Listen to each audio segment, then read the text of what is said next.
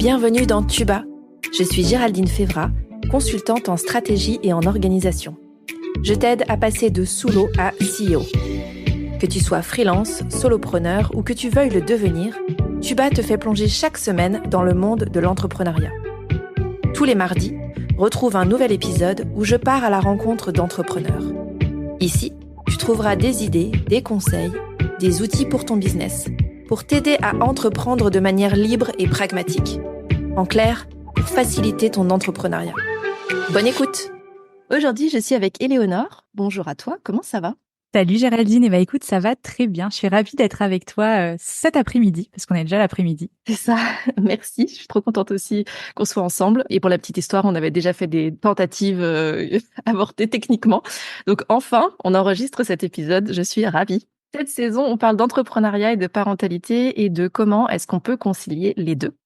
Merci donc d'être ici aujourd'hui et de venir nous parler de ta vie de consultante en marketing et communication digitale, également hôte du podcast Petite Pouce, mais aussi maman et sans doute plein d'autres facettes aussi. On va en parler. Pour les auditeurs et auditrices qui ne te connaîtraient pas, est-ce que tu peux te présenter un petit peu plus ?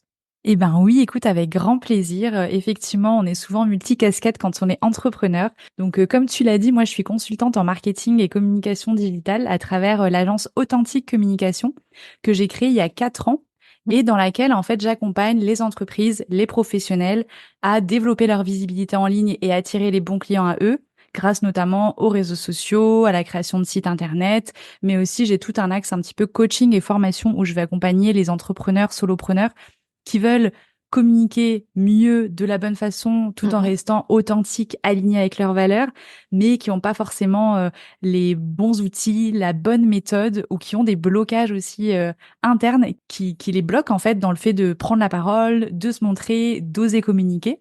Oui. Et à côté de ça, j'ai, comme tu l'as dit, mon podcast Petite Pouce, sur lequel je partage des interviews avec des entrepreneurs inspirants. D'ailleurs, tes auditeurs vont pouvoir bientôt découvrir également un interview de toi où on y parle organisation. Ouais. Et j'alterne avec des conseils plutôt des épisodes solo où je partage un petit peu mon expérience en tant qu'entrepreneuse, en tant que communicante, en tant que marketeuse, en tant que maman aussi. Voilà, c'est des épisodes un peu plus perso, un peu plus qui peuvent aussi être axés actions concrètes, conseils, etc. Et comme tu l'as dit, je suis aussi maman d'une petite Isis qui va avoir 3 ans. Et je compile tout ça en fait dans mon quotidien. Dans un seul corps et un seul cerveau. Merci beaucoup pour ta présentation. Tu viens de le dire, du coup, ton entreprise existe depuis 4 ans. Ta fille a 3 ans. Donc, tu as commencé à être entrepreneur avant d'être maman, mais on va rembobiner un tout petit peu. Est-ce que tu peux nous expliquer ce que tu faisais avant d'être entrepreneur ? Oui, bien sûr, avec grand plaisir. Alors, moi, j'ai toujours travaillé un petit peu dans le marketing et la communication. On va dire que je suis tombée dedans à l'époque, donc j'ai fait une école de commerce. Ouais. Et mon premier stage, je l'ai fait dans une agence de communication parce que je savais que la finance, c'était pas ce qui me plaisait. Ouais. Le marketing, j'avais des grandes idées de ce que ça pouvait être, mais je savais de loin exactement. Ouais.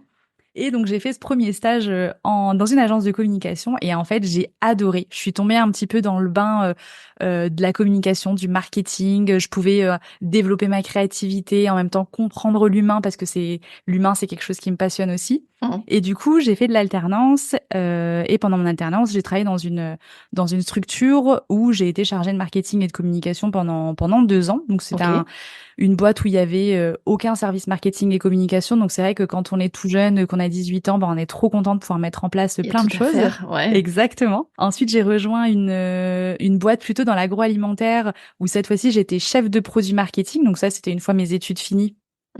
Où donc là j'ai travaillé, tu vois, pour une grande marque de boissons sucrées rouges. On voit à peu près. Voilà, on voit un petit peu avec cette fois-ci des énormes budgets marketing. T'imagines bien quand c'est des grosses marques comme ça. Et du coup c'était hyper sympa, mais en même temps j'avais le côté un peu moins sympa, on va dire, du fait d'être dans une grosse structure où en fait tu dois rendre des comptes tout le temps, tu passes des heures à faire des reportings. Donc en fait, ma créativité pour le coup, j'arrivais pas assez à la mettre en pratique. Donc j'ai quitté cette société pour rejoindre une autre société où cette fois-ci c'était dans le domaine de l'assurance. Donc toujours au sein du service marketing et communication. Et là, c'était une petite équipe, donc en fait, je touchais vraiment à tout. Et je me suis éclatée pendant 3 ans. Mais au bout de 3 ans, j'avais fait un petit peu le tour du poste et j'avais vraiment envie de me spécialiser sur la partie digitale du marketing et de la communication. Donc, j'ai changé de boîte encore une fois et cette fois-ci, j'étais dans les télécommunications et c'était un poste qui était vraiment dédié au marketing digital. Ok. Donc au début, c'était génial, tout était beau sur le papier, je vivais ma lune de miel dans l'entreprise. Ouais. Et en fait, cette boîte-là, donc à l'époque, j'habitais en Nouvelle-Calédonie et cette boîte-là était une boîte semi-privée, semi-publique. Donc en Ok. fait, le fonctionnement d'un établissement public, mais avec des produits qui étaient à destination du grand public, Ok. enfin voilà, le côté un peu plus privé. Sauf que le fonctionnement en interne était vraiment calqué sur celui d'un établissement public. Et en fait, ça ne me ressemblait pas du tout. Et j'ai commencé à péter un câble, en fait. Clairement, je me disais, mais qu'est-ce que je fous là? Enfin, à l'époque, j'avais 26 ans, tu vois, je me disais, mais je vais pas moisir dans cet endroit. Ouais. Enfin, je me sentais vraiment pas à ma place. Et du coup, j'ai commencé à faire un gros travail d'introspection en me disant, tu vois, ça faisait déjà à l'époque plus de 7 ans que je bossais dans le marketing et la communication. Je me disais, bah, est-ce que c'est ton métier que t'aimes plus? Ouais. Est-ce que c'est l'environnement dans lequel tu l'exerces qui ne te correspond pas? Et j'en suis arrivée au fait que bah, mon métier, je l'adore. Je suis passionnée par le marketing, par la communication, par le fait de comprendre les mécanismes, enfin de la vente, de la mise en avant, etc. Mais l'environnement dans lequel j'étais ne me convenait vraiment pas. Donc après avoir voilà fait une espèce de mini dépression, burn-out, bore-out, je sais pas comment on peut J'en l'appeler, peux mais plus, ça suffit, faut que ça voilà, change. exactement. Et ce travail d'introspection à côté, j'en suis arrivée au fait qu'il fallait absolument que je démissionne de cet endroit qui ne me Ouais. correspondait pas.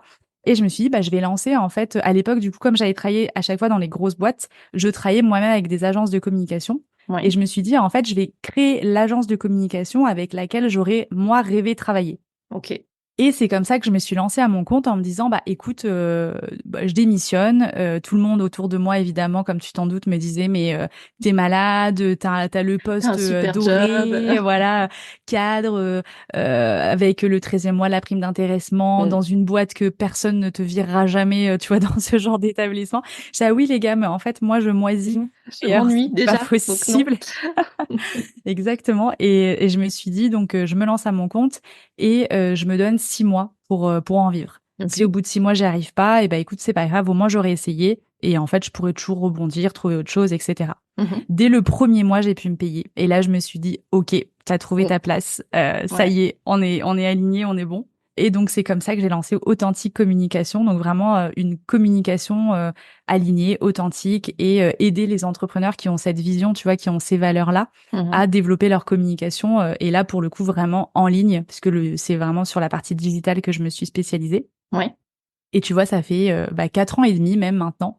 Et je m'éclate toujours autant. Je kiffe toujours autant. Entre-temps, j'ai déménagé. Donc à l'époque, je l'ai créé en Nouvelle-Calédonie. Là, ça fait 6 mois que je me suis installée en France. On en parlera peut-être plus en détail, mais notamment pour justement la famille. Ouais. Et puis, comme tu l'as dit, je suis devenue maman aussi entre-temps. Merci beaucoup pour toutes ces explications et tout ton parcours. Je retiens plein de choses, mais il y a un truc qui m'a marqué, c'est t'as fait la différence en fait quand tu t'es rendu compte que ça allait pas et que t'allais pas pouvoir rester là. Donc t'as dit que t'avais fait un travail d'introspection et que tu faisais la différence entre est-ce que c'est mon métier que j'aime pas ou est-ce que c'est le contexte et l'environnement dans lequel je le fais qui me plaisent plus. Et je trouve ça hyper intéressant en fait et super important de faire la diff parce qu'il y a plein de gens qui arrivent un peu au bout du rouleau sur leur job, notamment de salariés, et qui se disent non mais là c'est bon, je jette tout et c'est un peu on-off, tu vois, c'est je balance tout et je trouve que dans ton parcours, on comprend que voilà, t'es passé en agence, en entreprise, mais il y avait quand même le fil rouge toujours de la communication, du marketing, que tu as développé au fil de l'eau d'autres compétences, que tu as été élargir ce que tu apprenais, tes expériences, etc. Et que finalement, ça, c'était pas problématique en fait. C'est toi, la communication, le marketing, c'est ce que t'aimes, mais qu'en effet, c'était juste plus le bon contexte pour toi. Et un contexte, ça change, et ça évolue, l'environnement, ça évolue aussi. Il y a des moments de la vie où ça convient et puis d'autres plus trop. Et je trouve ça hyper intéressant dans ce que tu viens d'expliquer, cette logique de bien dissocier les deux, en fait. De dire, est-ce que c'est mon métier qui me plaît pas? Parfois, il y a des choses qui nous plaisent dans notre métier qu'on peut garder et d'autres pas. Et puis, séparer, ouais, de l'environnement et du contexte, en fait. Bah carrément, c'est vrai que à l'époque, j'aurais pu tout jeter dans un même sac. En toute transparence, je pense que si j'ai vraiment approfondi ce sujet, c'est que je me disais au fond de moi, bah t'as toujours fait du marketing et de la com. Si c'est ton métier qui te plaît plus, bah en fait Qu'est-ce qu'il faut c'est faire? la cata. Qu'est-ce que Ouais. je fais? En fait, je sais, enfin entre guillemets, Ouais. je sais rien faire d'autre. J'ai toujours Mm. travaillé là-dedans.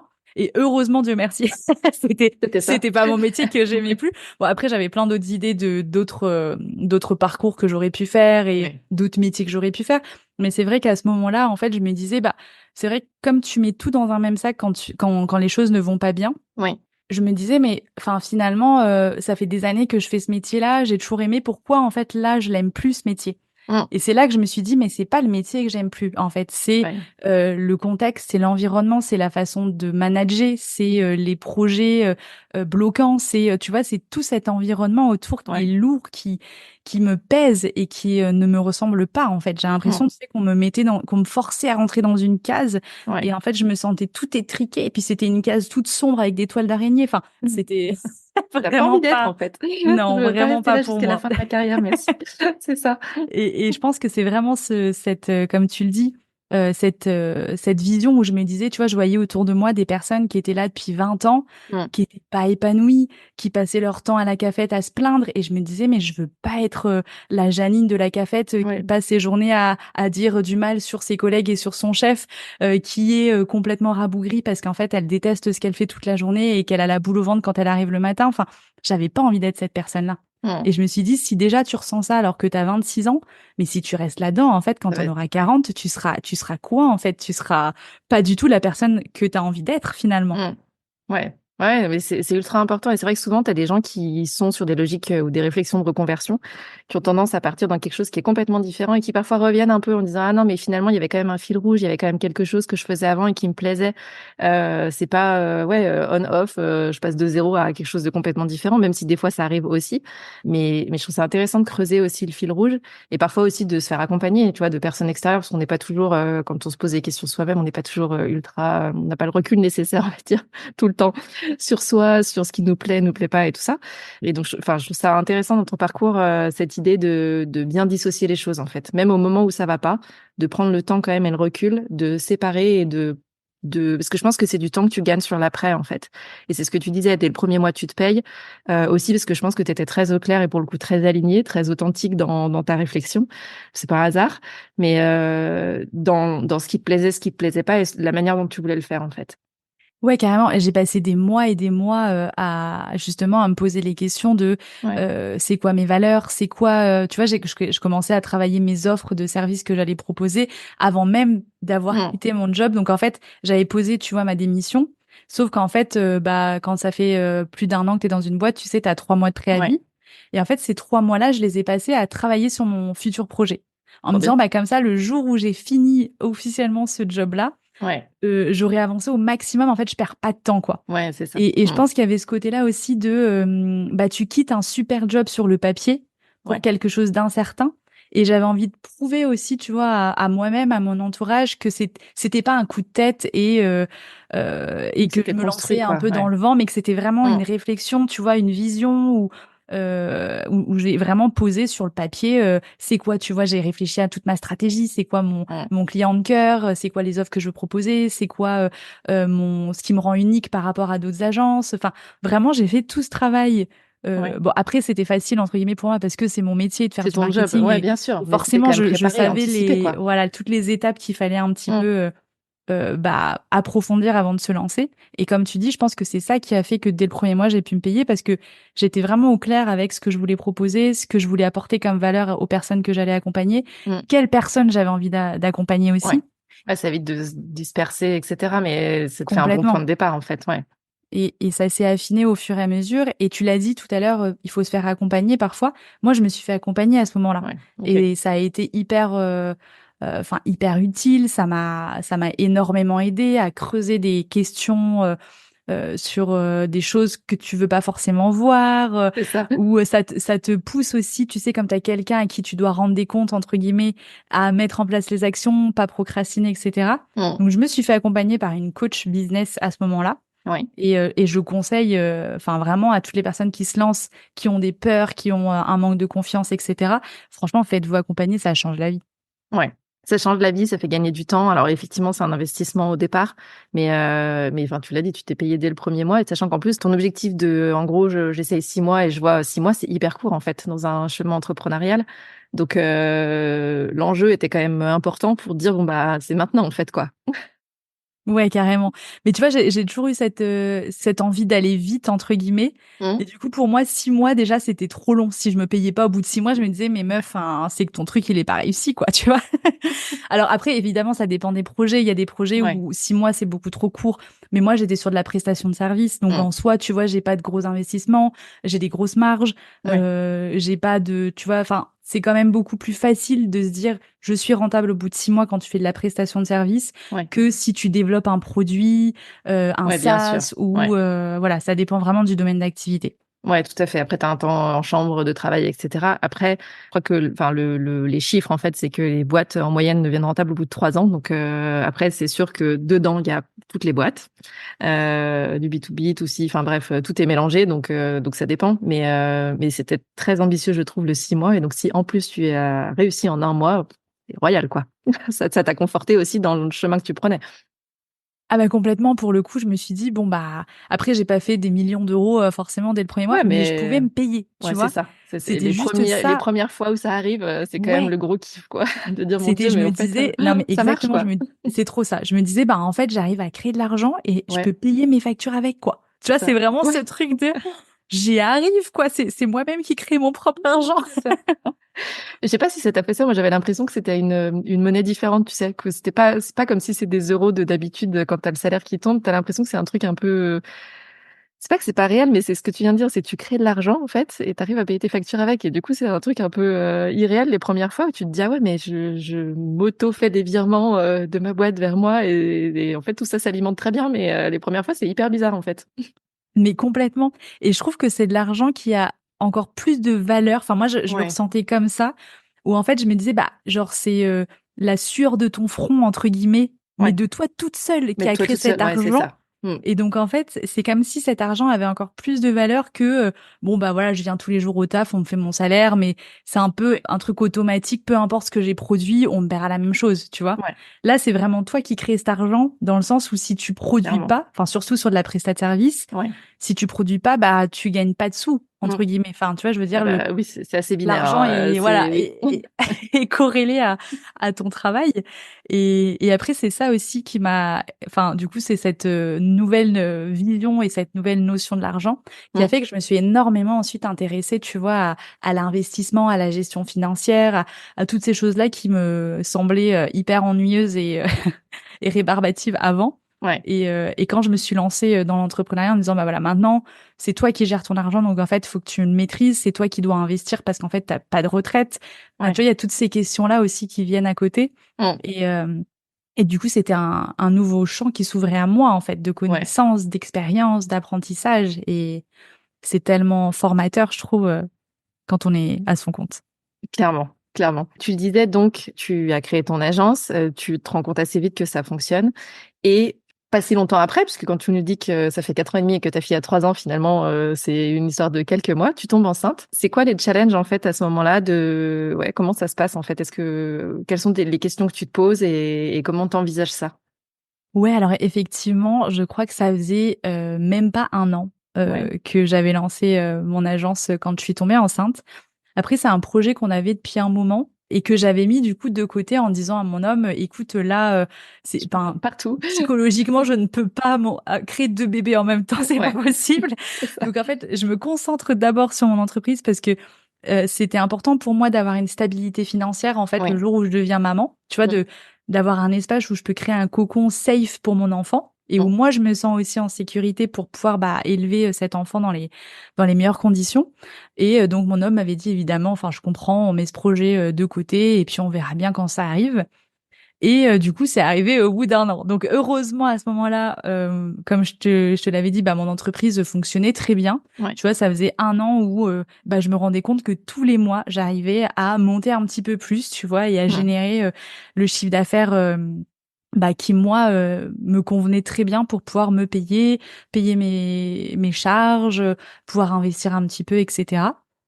Et à ce moment-là, quand je tombe enceinte, j'ai pas du tout conscience de ce qu'engendre l'arrivée d'un enfant dans ta vie. C'est normal, on ne sait Voilà. pas. Avant. Vraiment. En plus, j'ai une grossesse géniale. Enfin, tu vois, j'ai pas de vomissement. Je me sens super bien. Je fais du sport jusqu'à la fin. Enfin, la Facile. grossesse parfait, facile, pas de contraction, enfin, vraiment super. Donc, je me rends encore moins compte, je pense, que Il va y avoir ça un va vraiment changement. Oui, c'est ça va ça. vraiment changer dans ma vie. Et en fait, à la base, donc je pense que les 6 premiers mois, je me dis, bon bah le jour où mon bébé il arrive, moi je continue de bosser. De toute façon, un bébé quand il est petit, ça mange, ça dort, et puis j'aurai carrément le temps de continuer à bosser sur mon activité, etc. Mhm. Et puis les mois passés et que j'en discutais autour de moi avec des mamans, des copines, etc. Tout le monde m'a un peu ouvert les yeux en mode mais tu rêves en fait et tu penses travailler quand tu viendras d'accoucher. Alors de un, on m'a expliqué que j'aurais pas la tête à ça, que Mhm. clairement mes neurones seraient occupés à plein d'autres choses, mais que le boulot serait vraiment le cadet de mes soucis pendant au moins quelques semaines. Et que de deux, en fait, t'es épuisé. T'es épuisé parce qu'un bébé, ça demande énormément de temps, d'énergie, etc. Donc, au fur et à mesure, je me suis dit, bon, ouais, quand même, peut-être que les gens, ils ont raison, je vais peut-être pas pouvoir beaucoup travailler. Et à ce moment-là, je me suis dit, bon, bah, je vais anticiper. Mhm. Donc, déjà, j'ai anticipé en me disant, bah, si je dois arrêter de bosser un mois avant, parce que tu sais, tu peux accoucher plus tôt, etc., bah, je voulais que tous mes gros projets soient finalisés. Ok. Et j'ai aussi délégué, du coup, toute mon activité à une personne qui avait la même activité que moi. Ok. Donc je lui ai préparé des process, je lui ai expliqué ma méthode de travail, etc. En me disant bah voilà, au moins pendant 3 mois, donc j'étais partie sur 3 mois, je m'étais dit 3 mois c'est bien. Je lui délègue tout ça, comme ça moi je peux me concentrer sur mon bébé et tout se passera très bien. Ok. Et donc ma fille elle est arrivée avec 15 jours d'avance, donc nickel, j'avais tout bien préparé. Ouais. J'avais Bonne tout organisation. délégué, Bien voilà, vu. je m'étais bien organisée, j'avais bien anticipé. Mais je pense que c'est le fait vraiment d'en avoir parlé autour de moi, parce que si je m'étais écoutée sans parler autour de moi, j'aurais été en mode On verra quand elle sera là. freestyle, on verra bien quand elle sera là, puis en fait ça aurait été une catastrophe. Parce que effectivement, quand ton bébé vient d'arriver, bah en fait tu n'as des yeux que pour lui. Mhm. Et puis t'es épuisé en fait, tu viens de faire enfin accoucher déjà, c'est un peu comme un marathon, c'est très éprouvant physiquement, tu vois. Et psychologiquement, bah, tu as un nouvel être vivant que tu dois nourrir, que tu dois bercer, que tout est nouveau parce que c'était notre premier enfant. Mhm. Donc en fait, bah, le premier bain, comment t'allaites, comment tu le nourris. Enfin, il y a des milliards de questions. Donc j'étais bien contente de pouvoir me consacrer à elle pendant plusieurs semaines. Et en fait, ce qui est marrant, c'est qu'au bout d'un mois, mon job, il m'a manqué. En fait, Ouais. ça m'a manqué vraiment, ça me manquait le lien avec mes clients, de créer des contenus pour eux, etc. Et en plus, à côté de ça, j'avais quelques clients avec qui je m'entendais très très bien, qui me disaient, oh là là, la nana qui a repris, enfin, à qui t'as délégué, franchement, c'est pas, enfin, c'était Ah non. pas top top. Ah, la Donc ils culpabilité de étaient, dire ouais. merde, en plus j'ai Et du dit coup à ils quelqu'un, étaient, mais c'est ça. Et pourtant, enfin, j'avais vraiment confiance en la personne. Je m'étais dit, enfin, ça va très bien se passer. Mais je pense ouais, que le problème, c'est que cette personne-là, elle avait déjà pas mal de boulot à côté. Je ouais, pense qu'elle a accepté, mais ça devait être trop comme charge de travail ouais, pour elle c'est à ce ça. moment-là. Mhm. Et en fait, bah, mes clients étaient pas très très contents en fait de cette personne. Et ils m'ont tous dit quand est-ce que tu reviens? Et à côté de ça, moi j'étais là, ah ça me manque. Donc en fait j'ai repris au bout d'un mois, un mois et demi, Ok, mais vraiment tranquille, en mode ok, 1 heure, 2 heures par jour. Je prenais aucun nouveau client. ouais. Je me consacrais, je prenais aucun gros projet. Je disais bah non, les gros projets ce sera qu'à Ça partir, attendra, ouais. voilà, ça attendra tel moment. Mais par contre, je continuais, tu vois, j'avais pas mal de contrats en community management, donc création de contenu, etc. Mhm. Tout ça, je les ai repris. Donc, ça, c'était pas, enfin voilà, j'arrivais à le gérer en fait en 1 heure, 2 heures par jour Ouais, et du coup, au bout d'un mois et demi, c'était bien parce que j'avais besoin de retrouver en fait moi, j'ai besoin de stimulation intellectuelle ouais. et un bébé, c'est pas très stimulant Au départ, c'est intellectuellement. pas là Voilà, que la quand stimulation intellectuelle est à son non, paroxysme, on c'est va le ça, dire, c'est pas, voilà. exactement. Et donc, ça me manquait beaucoup, surtout qu'on était confinés à ce moment-là. Ouais. Et donc, en fait, je n'avais aucun. Donc, c'était génial parce qu'on était vraiment dans notre cocon avec mon homme, mon bébé. Enfin, voilà, on était Mm. tous les trois dans notre cocon avec personne d'autre qui pouvait intervenir dans ce cocon qu'on avait créé. Mais au bout d'un mois et demi, bon, bah, ça commence à te manquer quand même un petit peu. Mm. Et du coup, j'étais contente de pouvoir reprendre. Donc, j'ai repris vraiment petit à petit. Et en fait, quand ma fille est arrivée, j'ai vraiment eu cette prise de conscience de, en fait, si je me suis mise à mon compte, c'est pour avoir la liberté d'organiser mon temps comme je le veux. Mhm. Et je me suis dit à ce moment-là, peut-être que tu n'auras pas d'autres enfants, peut-être que tu vivras plus jamais ces moments-là avec un autre enfant. Donc en fait, j'avais envie d'en profiter à 100%. Et du coup, je me suis dit, en fait, je vais la garder avec moi jusqu'à ses 6 mois. Ok. Donc c'est ce que j'ai fait. Je l'ai gardée 100% avec moi jusqu'à ses 6 mois. Donc après, au début, effectivement, un bébé, ça dort. Donc on va dire que je devais bosser à mi-temps. Tu vois, je prenais Ouais. pas forcément de nouveaux clients, Ouais, mais ça a été graduel où quelques tu disais t'es projets. 1, 2 heures par jour et puis petit à petit, Exactement. et t'arrivais à jauger en fonction, quoi. C'est exactement ça. J'ai Ouais. commencé, voilà, 1, 2 heures par jour. Et puis après, quand elle a grandi un petit peu et qu'elle faisait des plus grosses siestes, je pouvais faire 3, 4 heures par jour. Ouais. Donc, tu vois, j'ai monté comme ça petit à petit. Au bout de 6 mois, j'avais besoin de retrouver du temps pour moi, de Mm. pas être, d'avoir tout le temps cette charge mentale de, il y a ton bébé qui dort, mais il est quand même là à côté. Enfin, tu vois, Ouais. t'es pas complètement détaché. Mm. Et du coup, je l'ai mise à mi-temps à la crèche. Ok. Donc en fait, j'avais la moitié du temps vraiment où je pouvais bosser sur mes projets, etc. Et l'après-midi, je la gardais avec moi, mais comme elle faisait encore la sieste beaucoup, finalement, je faisais quasiment des journées complètes de travail, Ouais. parce que du coup, je travaillais quand elle dormait. Bah, c'est ça Et au donc en fait, final, ouais. ouais, c'est vraiment top. Et j'ai fait ça jusqu'à ses 2 ans. Ok. Jusqu'à ses 2 ans, je l'ai mise à mi-temps. Donc, je la gardais, tu vois, je sais plus si je la gardais le matin ou l'après-midi. Enfin, bref. En tout cas, je la gardais à mi-temps et j'arrivais très bien à gérer mon activité. Et en fait, je me suis même rendu compte que finalement, j'étais beaucoup plus productive qu'avant. Mm. Parce que comme je savais que mon temps était limité, Ouais. je me consacrais aux tâches les plus importantes et aux priorités, les choses qui avaient le plus de valeur pour mes clients. Ouais. Et j'avais tendance à être très perfectionniste avant. Et en fait, je me suis vraiment détachée de ce perfectionnisme grâce à l'arrivée de ma fille. Ouais. Parce qu'en fait, avec son arrivée, je me suis rendu compte que je peux plus perdre de temps à faire des choses qui n'apportent rien à mon Ouais. client. C'est ça. Ou ouais, c'est ça, où toi, ça te fait plaisir, mais où lui voit pas forcément la diff non plus, quoi. Donc, C'est ouais. exactement ça. Mm. Et je me suis dit, ok, maintenant tu te concentres sur les 90% les plus importants, les Mm. 90% qui ont le plus de valeur pour ton client. Mm. Et les 10% qui restent, en fait, on met de La côté, quoi. fioriture, ça dégage, quoi. Exactement. Mm. Et je sais pas comment j'ai réussi, en fait. Enfin, tu vois, avec le recul, je me dis, avant d'avoir mon enfant, je pense que je restais derrière l'ordi parce que on dit je bossais, mais bon, des fois, tu t'es derrière Ouais. ton ordi, t'es pas forcément productif. Mm. Et je bossais, je pense, 8, 9 heures par jour. Mm. Aujourd'hui, en 6 heures, 5 heures, des fois, je fais la même chose. Ouais. Et je me dis, bon, après, effectivement, il y a l'expérience aussi qui fait que tu deviens meilleur dans ce que tu fais, que tu mets en place des process, des méthodes qui Mm. font que tu vas plus vite. Mais pour le coup, je me suis rendu compte que je faisais quasiment autant de travail qu'avant, même voire plus parfois, Mm. en travaillant moins de temps. Et là, je me suis dit, mais waouh, Le c'est hack des génial, en enfants. fait, ouais. C'est ça. Exactement. Ça t'aide à prioriser, à te concentrer sur l'essentiel. Mm. Et arrivé à ces 2 ans, là, je me suis rendu compte que mi-temps, ça devenait compliqué. J'avais besoin de retrouver encore un peu plus de temps pour Mm. moi, pour se retrouver aussi en tant que femme, tu sais, Ouais. parce il y a ton business, mais il y a aussi toi en tant que femme hors maman, en fait, Ouais. qui a des passions, qui a besoin de faire du sport, qui a besoin de voir ses copines, enfin voilà, toute cet aspect-là qu'on a tendance à mettre un petit peu de côté au début quand on a un enfant. Mhm. Et du coup, à ces 2 ans, je l'ai mise un petit peu plus à la crèche. Donc, je crois que je la gardais 2 demi-journées par Ok. semaine, tu vois, et le reste du temps, elle allait à la crèche. Et ça, là, du coup, jusqu'à maintenant, c'était comme ça. Donc là, après, elle va rentrer à l'école. Donc, on va Nouveau rythme. retrouver un rythme encore nouveau. Ouais. Mais c'est ça qui est enrichissant, je trouve, c'est de pouvoir adapter, tu vois, ton Ouais. organisation de travail autour de ta vie Mm. plutôt que l'inverse. Ouais, clairement. Et, et ça, c'est vraiment ce que te permet l'entrepreneuriat. Et je me dis, si j'avais été salariée, en fait, jamais j'aurais pu faire ça. Mm. Parce que de un, si j'avais dû me mettre à mi-temps, j'aurais gagné 2 fois moins. Alors que là, en fait, j'arrivais à travailler 2 fois moins, Mm. mais gagner la même chose. Ce qui est dingue. Ce qui est Retour dingue quand on à y faire de l'argent, pense. comme on disait tout à l'heure. Mais, non, mais c'est ça, en Exactement. fait. Et ce que je trouve intéressant dans ce que tu dis, c'est le côté graduel, en fait, et l'adaptation, et pour toi et pour elle, au fil de l'eau. Tu vois, les 2 ans, enfin, c'est toi, quelque part, qui a choisi le timing.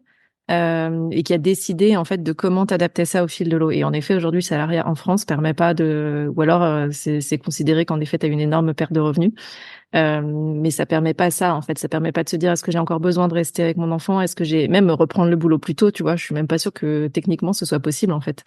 De se dire, bah, Mais moi, j'ai pas carrément. besoin je sais plus combien, c'est 16 semaines. Alors, moi, c'était 16 semaines, je crois, pour les miens. Et de dire, bah non, finalement, j'ai besoin de reprendre avant, etc. Est-ce que je pourrais pas reprendre à mi-temps au bout de 10 semaines? Je sais même pas si techniquement c'est possible. Et c'est ce que tu dis. L'entrepreneuriat permet ça, en fait, cette adaptabilité et ce questionnement de c'est quoi mes besoins et comment est-ce que je tune un peu au fur et à mesure mon organisation en fonction de ses besoins à elle, de besoins de la famille, etc., quoi. Mais c'est exactement ça. Et je Ouais. trouve que, tu vois, quand j'avais fait ce travail d'introspection sur les valeurs qui sont chères à ton cœur, Mm. moi, j'avais la liberté dedans. Et je Ouais. me rendais compte que une des choses qui faisait que je m'épanouissais pas dans le job dans lequel j'étais, c'est qu'en fait, j'étais obligée d'être là de telle heure à telle heure. Peu importe la charge de travail, peu importe s'il y a du soleil dehors et que tu as envie de profiter peut-être de ton après-midi, C'est ça. de devoir rendre des comptes, enfin, tu vois, d'être ce présentéisme aussi que tu as en France de, ben, en fait, plus tu restes tard au travail quand tu es dans une boîte et mieux tu es vu. Ouais. Là, ce truc-là, moi, en fait, je comprenais pas parce que pour moi, ce qui était important, c'était d'être efficace dans ton Mm. travail. Et en fait, je me disais, bah, si tu restes plus tard, c'est que t'es pas efficace. Ouais. Donc, en soi, enfin, c'est ridicule, entre Mm. guillemets. Bon, après, voilà, enfin, chacun sa notion du travail. Mais pour le coup, moi, je me disais, bah, plus t'es efficace, moins tu as besoin de travailler Normalement, oui. et Et mieux à c'est, partir du quoi. moment où on te demande Enfin, un taf à faire, bah, tu le fais en nombre d'heures où tu as besoin de le faire. Mais c'est très culturel, ça. Tu vois, dans les pays du Nord, typiquement, c'est ça.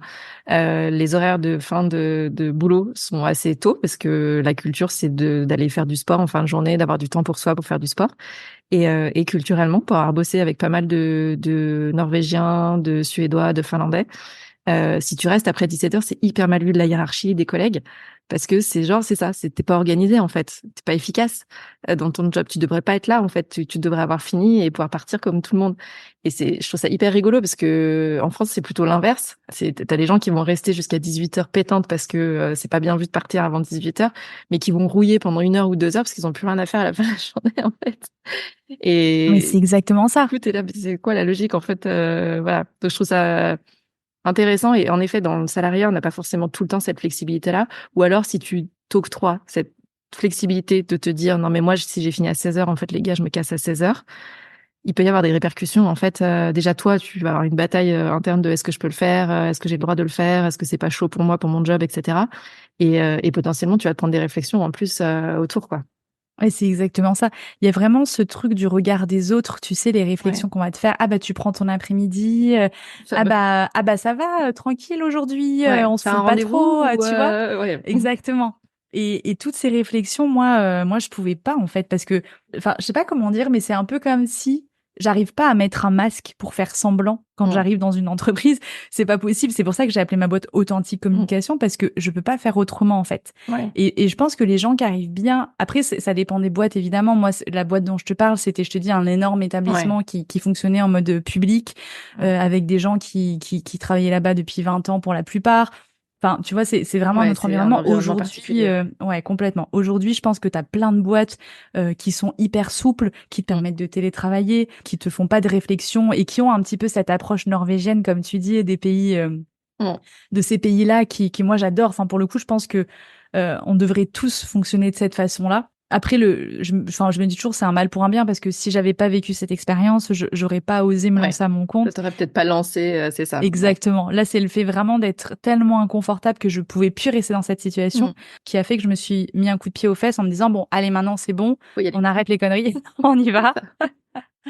Et puis on se lance quoi et on Mm. ose et de toute façon la place où t'es ça ne te convient pas donc au pire bah tu trouveras quelque chose d'autre mais tu peux pas rester là dans tous les cas Ouais. et tout ça pour le côté de liberté où pour le coup voilà c'était une valeur hyper importante et je trouve que quand t'as cette valeur qui est en haut de tes valeurs les plus importantes c'est là où je pense que la plupart des entrepreneurs s'épanouissent le plus en fait Ouais. parce que tu as vraiment cette souplesse, cette liberté de pouvoir t'organiser.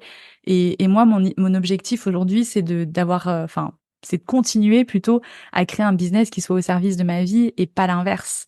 Tout en apportant énormément de valeur aux gens que j'accompagne, évidemment, tu vois. Ouais, bien sûr. Mais de se dire, en fait, la vie, c'est pas le travail. Et le travail, il est là pour t'épanouir. Donc déjà, c'est important de faire quelque chose qui te plaît. Ouais, Et c'est ensuite, ça. c'est important aussi d'avoir Mais il ça. n'y a pas que ça, Exactement. quoi. C'est exactement ça. Et je pense qu'un être humain, pour être bien dans sa tête, dans son corps, il peut pas avoir toute son énergie sur un seul objet. Non, Tu peux c'est pas. clair. Enfin, ton business, il doit être important pour toi, évidemment, Alors mais ça peut pas temporairement, être tu vois, toute ta mais vie. ouais, non, Complètement. c'est ça. Sur une longue période, je pense que c'est pas viable en fait. Ouais. Non. Et encore moins quand t'es parent, parce que t'as encore une nouvelle branche C'est qui ça. se rajoute, Assez importante quand même. qui prend beaucoup de place, on va dire. C'est ça. Justement, dans toi, ton métier, ça demande notamment de la créativité pour toi, pour ta propre communication, pour celle de tes clients. Et la créativité, ça fait partie des choses qui ne se décrètent pas. C'est-à-dire qu'on se dit pas le matin, je vais être créative de 9h à 11h et c'est comme ça parce que j'ai décidé que c'était les heures où j'étais créative. Malheureusement, ou heureusement, je ne sais pas. Du coup, comment toi, tu le gères avec la fatigue parfois d'être maman, avec tes temps à toi, comme tu disais tout à l'heure, tes temps de femme, de sport, avec les copines, etc. Comment est-ce que tu arrives à trouver ou à jongler dans un équilibre avec toutes ces parties en fait, pour pouvoir garder ou enrichir ou alimenter ta créativité? Alors déjà, je vais rester assez souple dans mon organisation où, tu vois, j'aime bien faire mon planning le dimanche soir où je vais noter donc tous mes rendez-vous que j'ai et je me fais des blocs de travail. En général, j'aime bien batcher, donc c'est-à-dire que si je suis sur de la création de contenu, d'abord je vais réfléchir à toutes les idées de sujets pour tous mes clients. Après, je vais rédiger tous les textes des contenus pour tous mes clients. Et après, je vais créer tous les visuels associés à ces textes-là. Tu vois, j'ai vraiment cette méthode-là pour le faire au fur et à mesure. Sauf qu'effectivement, des fois, en fait, je me suis calé un bloc rédaction de posts Instagram le mardi matin. Et en fait, le mardi matin, j'ai pas du tout envie de faire ça, tu vois. Et en fait, je m'écoute. J'ai appris à m'écouter. Avant, je me forçais en me disant, non, tu dois faire ça. Allez, on y va, là, là. Et puis, j'étais là, je ramais, je réussissais pas à écrire, je passais des plombes, alors que si je l'avais fait à un autre moment, j'aurais été beaucoup plus efficace. Donc maintenant, je m'écoute. Donc, je me dis, ok, t'as pas du tout envie de faire ça là. Il y a quoi comme autre projet que tu t'es mis dans la semaine sur lesquels tu dois bosser et qui peut-être t'as plus envie de le faire maintenant? Et donc à ce moment-là, je remplace en fait 2 blocs de temps. Donc je vais me dire là, je suis plus exactement. Là, je sais pas, là j'ai bien envie de faire un peu d'admin et un peu de compta. Bon très bien, allez, je vais faire ça. Et puis mon bloc création rédaction de texte, je vais le mettre à cet après-midi ou à demain. Enfin en général, je vais plutôt le mettre à demain parce que si le matin je suis pas en mode rédaction, l'après-midi je sais que je le serai toujours pas. Pas mieux. Non, a priori. Exactement. Donc en fait, déjà la première chose c'est que j'essaye de m'écouter. Et par contre, quand j'ai des phases en mode hyper créatif, parce que tu sais, on est très comme ça, nous les femmes, on est cycliques en fait, puis c'est souvent avec ton cycle en fait menstruel. Et les moments où j'ai énormément d'idées, de créativité, que j'ai envie de créer plein de choses, etc. Là, je vais décaler les blocs compta admin à plus tard. En me disant, non, là, t'es hyper créative, vas-y, on envoie, on en profite, on fait un maximum de contenus qui sont en mode créatif. Et du coup, je décale, tu vois, d'autres blocs à d'autres moments. Donc voilà, c'est vraiment une question d'écoute, de soi, et puis de rester souple en fait dans son organisation, de pas être trop buté à te dire non, c'est aujourd'hui qu'il fallait que je fasse ça. En vrai, il y a pas mort d'homme si tu le fais demain ou après-demain, tu vois, tant que tu tiens les deadlines avec tes clients. Et ensuite, le fait aussi, tu vas en parler de nourrir toutes ces facettes. Le fait, moi, de nourrir du coup ma facette de femme, donc d'avoir des loisirs à côté qui me plaisent. Tu vois, tous les matins, je commence ma journée par 15-20 minutes d'exercice. Donc ça peut être un peu de yoga, un peu de pilates. Je vais marcher aussi un quart d'heure. Donc ça, c'est bien parce que comme je dépose ma fille chez la nounou à pied, donc j'ai j'ai mes 20-30 minutes de marche, voilà. Arrive. Nickel. Exactement. Même du coup, aller-retour, ça fait une demi-heure. Donc, je vais marcher 30 minutes. Après, je fais mon petit sport pendant 15-20 minutes. Après, ça dépend des jours, mais de temps en temps, je vais prendre le temps de faire un peu de journaling ou de faire une petite méditation. Tu vois, de prendre soin, en fait, de mon corps et de mon mental. Sans être tout de suite, ça y est, bon, faut que je démarre ma journée, c'est maintenant. Non, voilà, c'est exactement ça. Je commence ma journée par un temps pour moi, en fait. Et ça, je me suis rendu compte que si je le faisais pas le matin, je le prends jamais ce temps. Non, mais c'est ça, en fait. C'est exactement ça. C'est la loi du truc de si tu le places pas tout de suite, en fait, ce qui est important, après, il y aura pas la place pour, tu vois, c'est comme quand on dit, ah, j'arrive pas à poser des vacances. Bah ouais, mais en fait, si tu laisses ton agenda quelque part se remplir avec tes clients, ce dont tu as besoin pour ta boîte, etc., bah, quand tu regardes ton agenda, non, il y a plus de place pour les vacances, je te confirme. Et alors que ça fonctionne plutôt en sens inverse, de dire comment est-ce que tu places ces blocs-là, et toi, ton temps le matin, et après, bah, le reste de la journée, tu le vois en fonction, mais ce temps-là, il existe quoi qu'il arrive, quoi. Exactement. Et après, bon, bah, effectivement, il y a des jours où j'ai trop de charge mentale et j'ai envie de bosser tout de suite. Bah, c'est pas grave, tu vois, je m'autorise aussi à avoir des jours où, en fait, je vais pas prendre ce temps et c'est pas grave, je le prendrai demain. Ou, du coup, peut-être que le soir, je prendrai un moment avec une amie ou du coup, ça va me recharger, etc. Et ces temps-là, du coup, qui sont dédiés vraiment, c'est du me time, quoi, hein, vraiment que du temps pour moi. Ça vient me nourrir aussi ma créativité. Ok. Tu vois, et il y a d'autres petits tips que je mets en place, c'est par exemple, dès que j'ai une idée, je vais la noter. Ouais. Parce que je sais qu'elle va pas revenir derrière, tu vois. Donc, c'est aussi de mettre en place un peu dès que tu as des idées, de les noter, parce que ça peut être sous la douche, ça peut être pendant que tu vas te balader, ça peut être quand tu es dans ta voiture. Et donc, je vais noter des idées. Et puis, vraiment, le fait de prendre du temps pour moi, c'est ça qui pour le coup, m'aide à maintenir un niveau d'énergie qui est quand même assez stable, je trouve. Et d'avoir de nourrir cette créativité tout en écoutant après aussi les moments où j'ai pas du tout de jus, je force pas, tu vois, je m'écoute. Si j'ai envie d'aller me promener, je vais me promener. Tu vois là, ces derniers temps, c'est l'été, il fait super beau. Et il y a des après-midi, j'ai pas envie de travailler parce qu'il fait trop chaud, j'arrive pas à me concentrer. Et c'est pas grave, on profite, on va à la plage. Et je sais que soit ce soir, non, en général le soir j'arrive pas à travailler, mais disons soit demain ou soit ce week-end, peut-être que je bosserai plus et que je récupérerai du temps et d'être moins en fait linéaire, tu vois, dans ta charge de travail et t'autoriser à avoir des moments où tu travailles plus et des moments où tu travailles moins. Ouais, je trouve ça hyper intéressant. Tu vois, tu parles d'écoute, de souplesse et tu parlais de deadline aussi. Parfois, on a tendance à proposer des deadlines hyper courts parce qu'on se dit ça veut dire que je suis hyper réactive et tout, c'est hyper bien. Enfin, on se met un niveau de pression aussi là-dessus. Et des fois, juste se décaler un peu et laisser un tout petit peu plus de mou. Le client voit pas forcément la différence, tu vois, de quelques jours en plus, mais toi, ça te laisse cette flexibilité de pouvoir déplacer si t'es pas créative au moment ou si enfant malade ou si grève de cantine, que peut-être tu vas bientôt connaître, je ne te le souhaite pas. Peut-être. Enfin, tu vois, en fait, c'est ça. Et des fois, on se dit non, mais le client, je peux pas lui dire que ce sera rendu une semaine plus tard ou quand on fait les devis dès le départ, voire même en cours de route, parce que un client, il peut absolument tout comprendre à partir du moment où on lui explique et on lui explique pourquoi il y a telle ou telle chose. Et je pense que ça fait aussi partie des valeurs, tu vois, et de la réflexion de quand on réfléchit à un business, de comment, avec qui je veux travailler, quelle typologie de clients, est-ce que mes clients comprendraient des situations particulières, notamment personnelles, qui font que je dois décaler ou pas. Moi, ça fait partie typiquement des choses qui sont importantes pour moi. Et si je sens qu'un client est un peu red flag sur le sujet, je préfère pas y aller plutôt que de me mettre dans des situations où ça va être trop pressurisant, tu vois. Et donc, je trouve ça intéressant dans ce que tu dis parce qu'il y a à la fois ta propre notice et il y a aussi l'adaptation en fonction des autres, bien sûr, de tes clients, mais aussi des enfants, de ta famille, de toi, etc. Donc, je trouve ça intéressant ces différents niveaux et le fait de se dire qu'en effet, c'est aussi la liberté que tu étais venu chercher. Donc, la liberté, c'est aussi la liberté de se laisser la liberté de pouvoir bouger les choses et les blocs-temps. Et en se disant, non, mais en fait, aujourd'hui, je vais mettre 4 heures à faire un truc, demain, je mettrai 30 minutes à faire parce que demain, je serai dans le bon mood. Donc, je vais pas pinailler dessus pendant 4 heures aujourd'hui, ça sert à rien. Je fais autre chose à la place et demain, je le ferai en une demi-heure, en fait. Exactement. Franchement, c'est exactement ça. Après, franchement, ça n'a pas toujours été le cas. Avant, au début, quand je me suis lancée, j'étais en mode je poussais, je forçais pour tout faire rentrer. Je voulais absolument respecter les deadlines, exactement ce que tu as dit.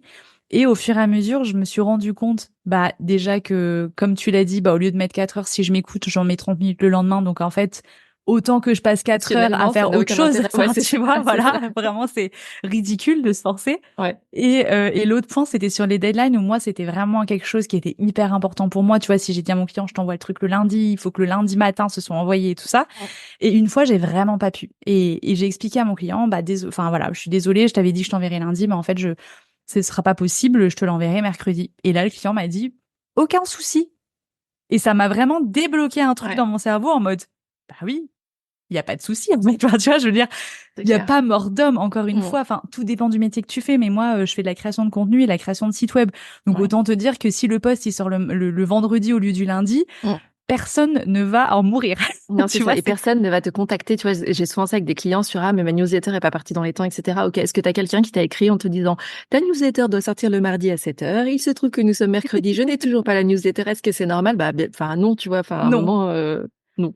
Voilà. C'est exactement ça. Et ça, c'est vraiment un exercice de lâcher prise Ouais. qui se fait au fur et à mesure, hein, parce que franchement, à mes débuts, j'étais loin de lâcher prise comme ça. Mais c'est ça qui est hyper formateur aussi quand t'es à ton compte, c'est que je trouve que t'évolues à une vitesse incroyable et que tu apprends tout le temps en fait. Ouais. T'apprends tout le temps et tu mets en pratique. Et là, tout ce que je t'ai dit là, c'est ce que je mets aujourd'hui en pratique parce que plein de fois avant, je me suis croûtée à me dire il faut que tu le fasses. Et en fait, j'étais là, non, j'ai pas réussi et j'ai perdu du temps et ou alors à pas prendre soin justement, tu vois, de garder ces temps pour moi et me retrouver épuisée du coup au bout d'un moment. Alors que finalement, quand tu prends soin de toi un peu tous les jours, t'as pas besoin de vacances. Enfin, moi, je ressens pas le besoin de partir un mois en vacances, en fait. Non, tu vois. t'as pas la jauge complètement à plat, Non, tu vois. parce que tous les jours, je vais prendre un peu de temps, en fait. Je sais que, tu vois, après 17h, par exemple, je vais récupérer ma fille chez la nounou. Je ne travaille plus après. Parce que de 17h à 20h, c'est du temps pour elle, où on va profiter toutes les deux, on va faire plein de choses, et puis t'as le repas, le coucher, le machin. Et le 20h, 23h, c'est pour mon homme, en fait. Donc, sauf cas exceptionnel, évidemment, urgence importante, absolue, je ne travaille pas le soir parce que c'est mon moment à moi, tu vois. C'est ultra important. Ouais, c'est ça. Et c'est la liberté que t'offre le fait d'être à ton compte et autant l'utiliser, cette liberté, tu vois. Exactement. Merci. On va rester là-dessus. On arrive déjà à la fin de cet épisode. On va rester sur le autant utiliser la liberté, puisque en général, je pense que pour 99% des gens qui viennent dans l'entrepreneuriat, c'est ce qu'ils viennent chercher. Donc, en effet, utilisons-la au maximum. Toi qui nous écoutes, tu peux retrouver tous les liens pour joindre Éléonore sous la description de cet épisode. Si tu as aimé l'épisode d'aujourd'hui et que tu penses que ça peut aider ou inspirer quelqu'un, n'hésite surtout pas à le partager, que ce soit en story, sur LinkedIn, au prochain apéro avec tes voisins. Cette saison, on est en plein été au moment où on enregistre, donc n'hésite pas. Merci beaucoup, Éléonore, d'être venue me parler de ton parcours et de comment est-ce que tu gères parentalité et entrepreneuriat dans Tuba. Un grand merci à toi, Géraldine. C'était un plaisir cet échange et ravie d'avoir pu enregistrer avec toi. Merci. À bientôt. À bientôt. Merci pour ton écoute. Tu as aimé cet épisode ? Si tu veux promouvoir Tuba, la meilleure façon de le faire, c'est de laisser un avis 5 étoiles sur ta plateforme d'écoute préférée. Tu peux t'abonner pour ne pas rater les prochains épisodes et partager celui-ci avec d'autres entrepreneurs à qui il pourrait être utile. Si tu veux me faire un retour direct, retrouve les liens pour me contacter en description de l'épisode. On se retrouve la semaine prochaine.